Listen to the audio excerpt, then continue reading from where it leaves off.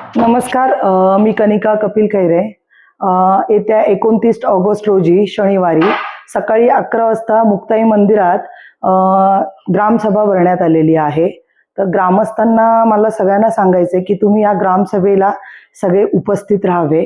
त्याचबरोबर मला एक थोड्या गोष्टी म्हणजे ग्रामस्थांना सांगायच्या आहेत आणि ग्रामपंचायतच्या गोष्टी ज्या ग्रामस्थांना माहीत नाही त्या गोष्टी मला आज सांगायच्या आहेत. सगळ्यात पहिले एक गोष्ट सांगते मी. हा माझा करारनामा आहे आणि हा माझा आट आहे. ग्रामपंचायतनी काय केलेलं आहे, विनोद भाऊसाहेब भांबरे यांना आम्ही करार लिहून दिला होता. 2015 का 14चा आहे हा करारनामा, सॉरी 2012चा करारनामा आहे. ह्यांच्याकडून 7.5 लाख रुपये येणं बाकी आहे आणि 7.5 लाख रुपये अकाउंट ट्रान्झॅक्शन दिसत होतं. तर आमचं स्पष्ट म्हणणं होतं की जर तुम्ही म्हणताय 7.5 लाख रुपये पेमेंट दिलंय तर तुम्ही आम्हाला ते कॅश रिसीट दाखवा, जर कॅश थ्रू दिली तर. कारण की ह्यांनी तो व्यवहार माझ्या सासूबाईंबरोबर केला होता आणि माझ्या सासूबाई कॅन्सर पेशंट असल्यामुळे ते एक्सपायर झालेले आहेत आणि मग आता तो व्यवहार आम्ही बघत होतो. मग त्याच्यानंतर ह्यांनी काय केलं, त्या करारनामाला खरेदी खताचा फॉर्म जॉईन केला आणि खरेदी खत लावलंय असं दाखवून त्यांनी माझ्या नावावरचा अट दुसऱ्याच्या म्हणजे विनोद भांबरे यांच्या नावावरती तयार केला. त्याचबरोबर विनोद भांबरेंनी जो माझा अट म्हणजे 2 BHK फ्लॅट आहे तो 2 BHK फ्लॅट त्यांच्या विनोद भांबरेंच्या नावावर केल्यानंतर त्यांनी दुसरी गोष्ट काय केली, फ्लॅट त्यांच्या नावावर ट्रान्सफर झाल्यावरती त्या फ्लॅटचा ताबा अद्याप आमच्याकडेच आहे. आम्ही त्यांना ताबा दिला नाही कारण का पेमेंट आलेलं नाहीये. तर त्यांनी तो अट तयार करून घेतला भाऊसाहेबांकडून. त्या भाऊसाहेबांकडून अट तयार करून घेऊन त्याचा जर व्हॅल्यू बघितली तर 16 लाख रुपये आहे आणि त्यांनी त्याच्यावरती यशवंतराव चव्हाण ही पतसंस्था आहे, त्याच्यात त्यांचेच पप्पा चेअरमॅन आहेत विनोद भांबरेंचे. यशवंतराव चव्हाण ही पतसंस्था आळेफाटेला आहे आणि त्या आळेफाटेला यांनी काय केलं, 16 लाखाची व्हॅल्यू आहे त्या फ्लॅटची, त्या ग्रामपंचायतच्या आट्यावरतीच लिहिलेलं आहे 80% व्हॅल्यू. आणि त्यांनी जो लोन दिलाय तो 25 लाख रुपये दिलाय, म्हणजे 25 लाख रुपये दिलेला. हा सगळ्यात मोठा पहिला. म्हणजे असे अनेक लोक आहेत की त्यांच्या बरोबर असे फ्रॉड झालेले आहेत. मग ग्रामपंचायत असो या पतसंस्था असो, जर स्वतः चेअरमॅन असतात तर चेअरमॅन अशी ही गोष्ट कशी करतो, म्हणजे चेअरमॅन असेल म्हणून त्याचा काही उपयोग करून घ्यायचा का? यशवंतराव चव्हाण पतसंस्था आळेफाटा. हा, म्हणजे त्यांचा मुलगा आहे विनोद भाऊसाहेब भांबरे. त्याचबरोबर आज 29 ऑगस्ट रोजी मी नारायणगाव ग्रामपंचायतमध्ये माहितीच्या अधिकारीखाली 3 फॉर्म दिले होते. त्यांनी मला ती माहिती दिली नाही, टाळाटाळ करतात. ते म्हणतात तुम्ही इथे या, पडताळणी करा. मी त्यांना म्हटलं की ठीक आहे, तुम्ही फाईल तयार ठेवा ना, पडताळणी करायची काय गरज आहे. ते बोलले तुम्हाला खूप खर्च येईल, असं होईल तसं होईल. म्हटलं ठीक आहे, काय खर्च येईल तो मी पैसे देईन तुम्हाला, तुम्ही मला पेपर्स द्या ना. तर ते म्हटले नाही, तुम्ही इथे या, तुम्हाला जे जे पेपर्स पाहिजेत ते आम्ही तुम्हाला पुरवतो. त्याचबरोबर नंतर ते थोड्या 2 दिवसांनी एका व्यक्तीकडे जातात, त्या व्यक्तीला म्हणतात त्यांना सांगा माहितीच्या अधिकारी खालचे फॉर्म रिटर्न घ्यायला, म्हणजे मी जे माहिती मागितले ते फॉर्म रिटर्न घ्या, तुमच्या काही नोंदी असतील त्या आम्ही फ्री मध्ये करून देतो, काहीच काय चार्जेस घेणार नाही. ठीक आहे, असं मला ऑफर देण्यात आली. चार्जेस हा, दुसरी गोष्ट अशी की खरेदी खर्च केले, खरेदी खत नुसते करारनाम्यावर खरेदी खत केले. हो, करारनामा मागे लावला. ग्रामसेवक, येस, ग्रामसेवक असेल, सरपंच असेल, त्यांची पूर्ण बॉडी त्याला जबाबदार आहे ना या अशा चुकीच्या गोष्टी करायला. न खरेदी खत करतात करारनामा. हो, आता परत तुमचं नाव पण करून दिलं. आणि परत मी जेव्हा पोलीस स्टेशन वगैरे सगळं, म्हणजे मी म्हटलं मी मीडियामध्ये हा विषय घेणार आणि मी पोलीस स्टेशनला मी अर्ज वगैरे केले, तर लगेच त्यांनी 2-3 दिवसात ते लगेच त्यांनी करारनामा परत माझ्या नावावर, ते म्हणजे सॉरी ग्रामपंचायत अट परत माझ्या नावावर ट्रान्सफर केलं त्यांनी. हा, पूर्ण त्यांना जाणवलं की आता आम्ही थांबणार नाही, हे पुढे विषय वाढणार. तर ही गोष्ट एक झाली. अशा अनेक गोष्टी आहेत. आता 29 ऑगस्टला जी ग्रामसभा होणार आहे तर त्यांनी काय केलं, एक नोटीस दिली आहे सदस्यांना. अद्याप कुठल्या सदस्यांना नोटीस दिली नव्हती. फक्त त्यांना तोंडी सांगायचे ग्रामसभा आहे, पण ग्रामसभा कुठं, ग्रामपंचायतच्या वरतीच भरायचे. ह्यांचेच ठराविक लोक, ग्रामस्थ नाही, ग्राम ठराव नाही, काहीच नाही. हेच यांचे पैसे काढणार, हेच यांचे पैसे खर्च करणार. माझं म्हणणं आहे की ठीक आहे बाबा, सांडपाणीला किती खर्च लागलाय, बंदिस्त गटार कुठे बांधलेत, विकास कामे कुठे केलेली आहेत, हे तुम्ही आम्हाला दाखवा ना. तर त्यांनी आता नोटीसमध्ये असे 4, 5, 10 पॉईंट टाकलेत की आपण ह्या पॉईंटवरती ग्रामसभेमध्ये चर्चा करू. आता हे तुम्ही ठरवणारे कोण? ग्रामसभा कशाला भरवता तुम्ही? ग्रामस्थांचे प्रश्न विचारले ते उत्तर द्यायला सरपंच, भाऊसाहेब किंवा सदस्य, तुम्ही ह्याला उत्तर देणे बंधनकारक आहेत.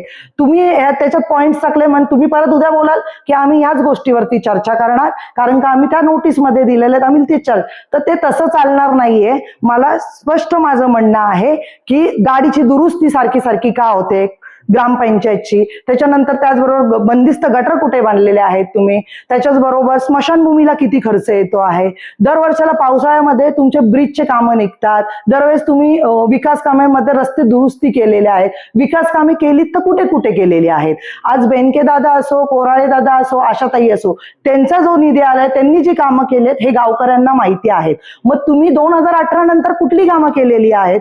वेश जी बांधली शिवाजी महाराजांची, त्या वेशीसाठी पण तुम्ही वर्गणी गोळा केलेली आहे आणि ती वर्गणी गोळा करून तुम्ही ती वेश बांधले. त्याच्या व्यतिरिक्त मला नारायणगावमध्ये कुठलाही विकास दिसत नाहीये. मग तो तुम्ही विकास आम्हाला दाखवा. घनकचऱ्याचा कॉन्ट्रॅक्ट तुम्ही कुणाला दिलेला आहे, त्या कॉन्ट्रॅक्टदारची माहिती पाहिजे आम्हाला. आणि तुम्ही बोलाल परत 29 ऑगस्टला नाही मी पेपर आणले नाही, तर आम्ही सांगितलं होतं तर तुम्ही ते आधी सांगायचं होतं, मग आम्ही ग्रामसभेमध्ये आणले असते. तर माझं म्हणणं स्पष्ट आहे, तुम्ही जेव्हा ग्रामसभा 29 तारखेला जेव्हा घेणार आहेत त्यावेळेस तुम्ही हे सगळे पेपर घेऊन येणं जरुरी आहेत आणि बंधनकारक आहे.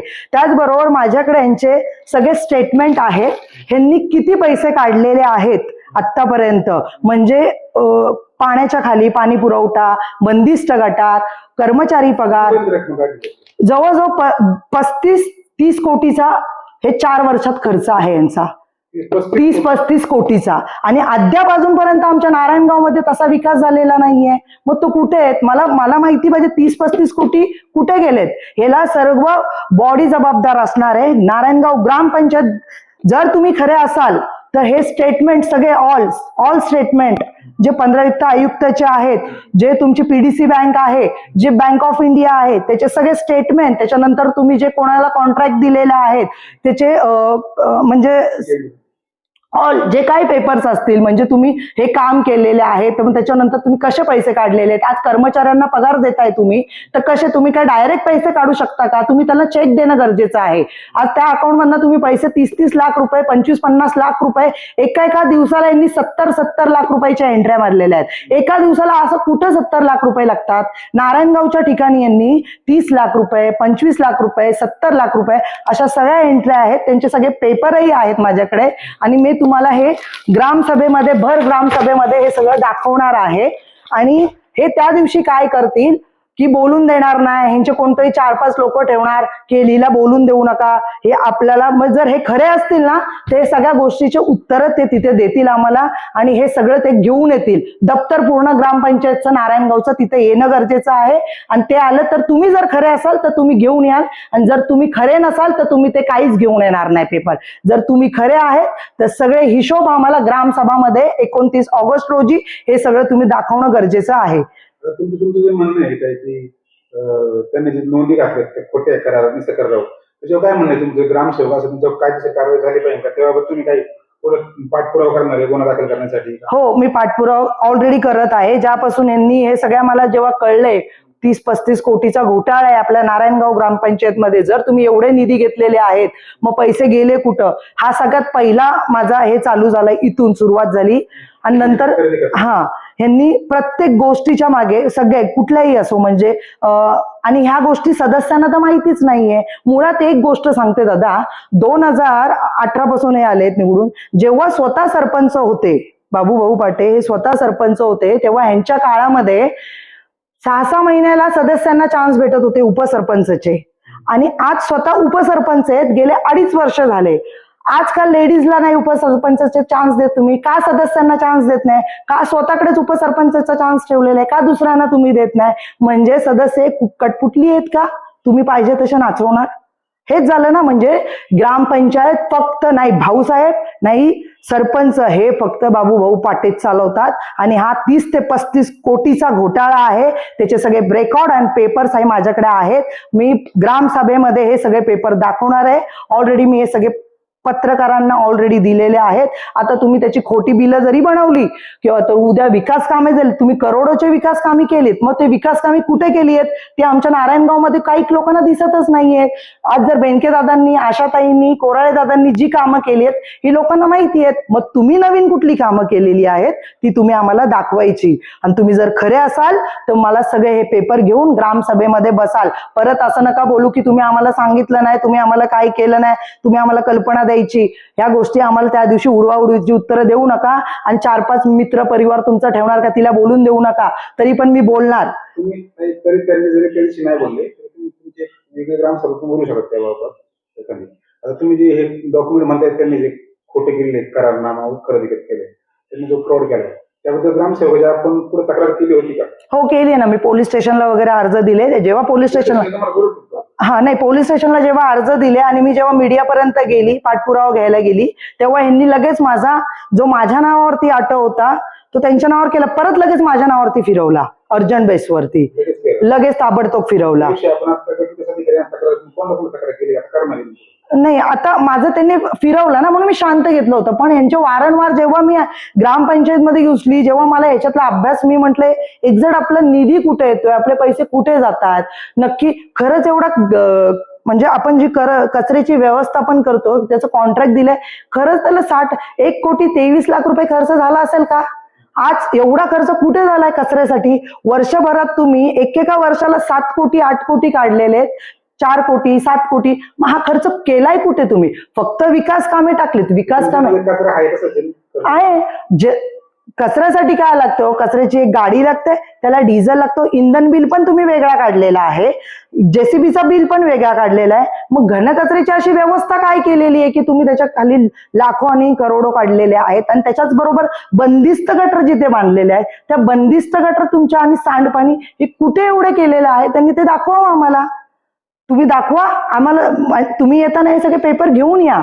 2018 पासून 2026 पर्यंत सगळे पेपर्स आणा. नाही तर तुम्ही त्यावेळेस काय बोलणार की मी आम्हाला वेळ द्या, मी पेपर आणतो, मी तयार करतो. तर काही गरज नाही. माझ्याकडे हे सगळे पेपर आहेत आणि मी हे तयार केलेले आहेत. ऑलरेडी ऑल सेट माझे तयार झालेले आहेत. ह्यांनी 29 ऑगस्टला 2026 सकाळी 11 वाजता मुक्ताई मंदिरात यावं आणि या सगळ्या प्रश्नांची उत्तरं द्यावं. ह्याला सरपंच, भाऊसाहेब आणि सदस्य हे ऑल जबाबदार असणार आहेत. एवढा निधी गेलाय कुठं? आज 30-35 कोटीचा घोटाळा, एवढे पैसे गेलेत कुठे? याचं त्यांनी आम्हाला त्या दिवशी उत्तर द्यायचे. 4 ते 5 वर्षात 30 कोटी रुपये काढले. हो 4 वर्षाचं आहे. 4 वर्षात अजून आहे माझ्याकडे.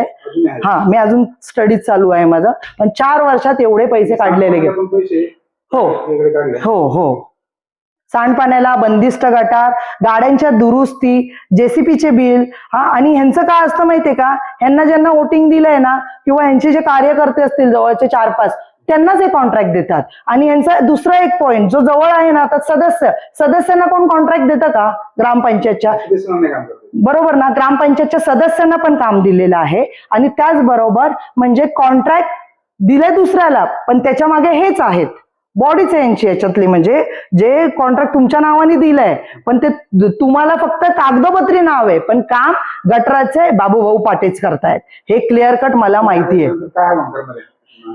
नारायणगावला हे आव्हान करणारे अद्याप तुम्ही नारायणगावकरांनी कुठलीही ग्रामसभेला न हजर राहिल्यामुळे आपले जे विकास कामांसाठी पैसे आलेले आहेत ते आपल्या गावासाठी नाही लागलेले आहेत. ह्यांनी ह्यांच्या घरासाठी लावलेले आहेत, ह्यांनी यांच्या प्रॉपर्टी घेण्यासाठी लावलेले आहेत. नारायणगावमध्ये जागोजागी आळेपाटा असो, नारायणगावमध्ये किंवा भीमाशंकर असो, अशा जागी यांनी पुण्यामध्ये फ्लॅट घ्या, जागा घ्या. मग तुम्ही एवढे पैसे आणले कुठे? तुम्ही जेव्हा ग्रामसभेत सरपंच पदावर निवडून आलते तेव्हा तुमची परिस्थिती काय होती आणि आता तुमची परिस्थिती कशी झाली आहे? मग एवढा पैसा आला कुठून तुमच्याकडे? मग आमच्या नारायणगावचा तुम्हाला जर विकास नाही करायचा आहे ना, मग ते आमचे पैसे तुम्ही वापरता का? हो, मला ग्रामसभेला सगळ्यांनी उपस्थित राहावे आणि माझ्याकडे जे आहे त्याच्यावर त्यांनी उत्तर द्यावे सगळ्या गोष्टीचं. थँक्यू.